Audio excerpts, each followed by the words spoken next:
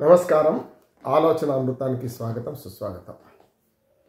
ఈరోజు ముఖ్యాంశాలలో ఎన్నికల వ్యూహంగా ముఖ్యంగా కేంద్ర ప్రభుత్వం బీజేపీ పార్టీ దేశవ్యాప్తంగా పెట్రోలు, డీజిలు, పెట్రోల్ ఉత్పత్తుల ధరలను తగ్గించి ప్రజలకు కొంత ఉపశమనం కల్పించే చర్యలు తీసుకుంటుందని ఒక ఫ్లాష్ న్యూస్ వస్తుంది.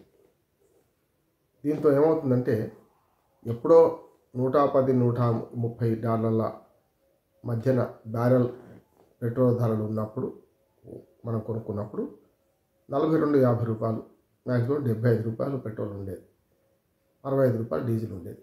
కానీ ఇప్పుడు $45-50 పడిపోయినప్పుడు అదే ధర ఉంది.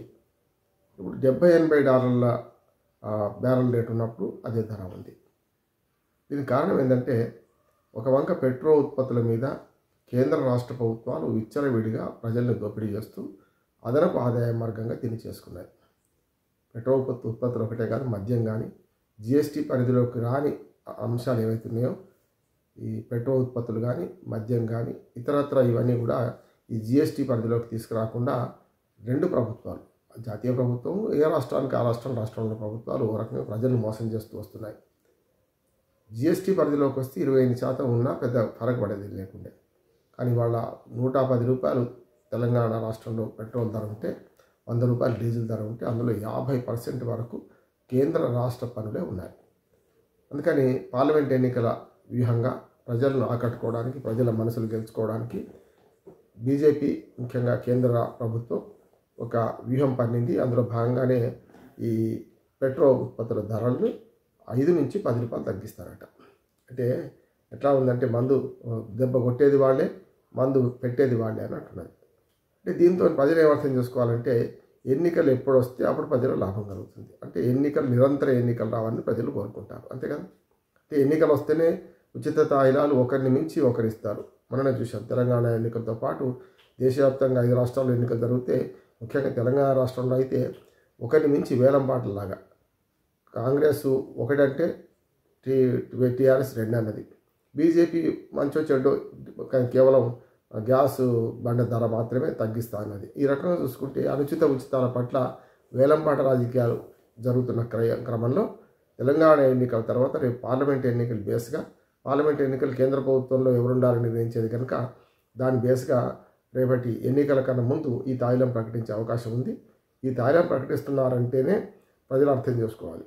ఇప్పటికే ఏ రాష్ట్రంలో, దేశంలో ఇప్పటిదాకా కర్ణాటక కానీ ఇతర చాలా రాష్ట్రాలలో బీజేపీ అధికారంలో రావడానికి ఇది ఒక ఉపయోగపడ్డది. ఒక రకంగా చెప్పాలంటే ఆయా రాష్ట్ర ప్రభుత్వాలే తమ వ్యాట్ పర్సంటేజ్ని తగ్గించుకొని ఆయా రాష్ట్రాల్లో ఇప్పటికే బీజేపీ పాలిత రాష్ట్రాల్లో మిగతా దేశంలోని మిగతా పార్టీల ప్రభుత్వాలు ఉన్న దగ్గర కంటే $10-15 వరకు తగ్గించారు పెట్రోల్, డీజిల్ ధరలు.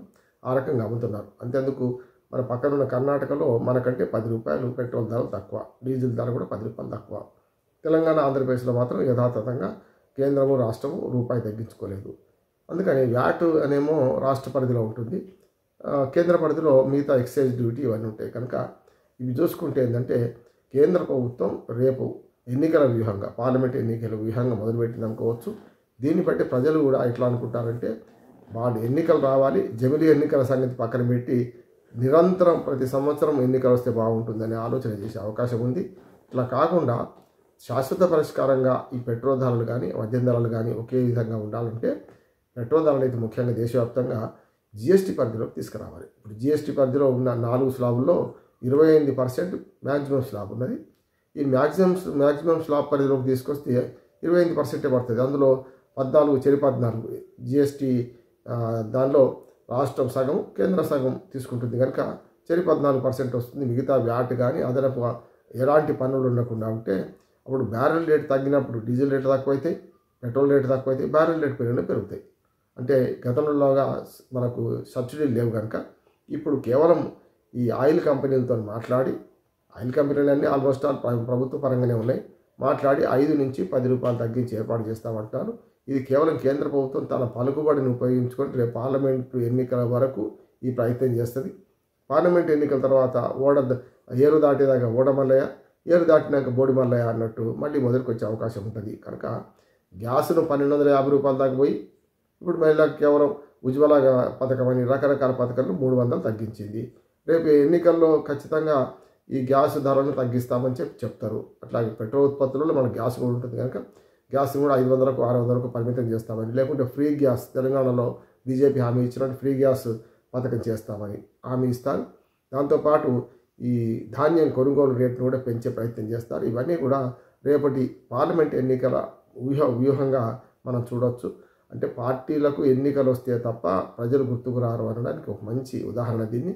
కనుక ప్రజలు నిరంతరం ఎన్నికలు కోరుకుంటారు. నిరంతరం ఓట్ల పండుగ వస్తే 2 లాభాలు: ఒకటి ఉచితాలు వస్తాయి, రెండోది తాత్కాలికంగా మద్యము డబ్బులు కూడా వస్తాయి. ఈ రకంగా ప్రజలను ఓ రకంగా చెప్పాలంటే తాయిలాలు తీసుకోవడానికి అలవాటు పడేలాగా చేస్తున్న ప్రభుత్వాల తీరు మారకపోతే దేశం పరిస్థితి మరింత అగమ్యగోచరంగా తయారవుతుంది. అంతకంటే మరేం లేదు. నమస్కారం.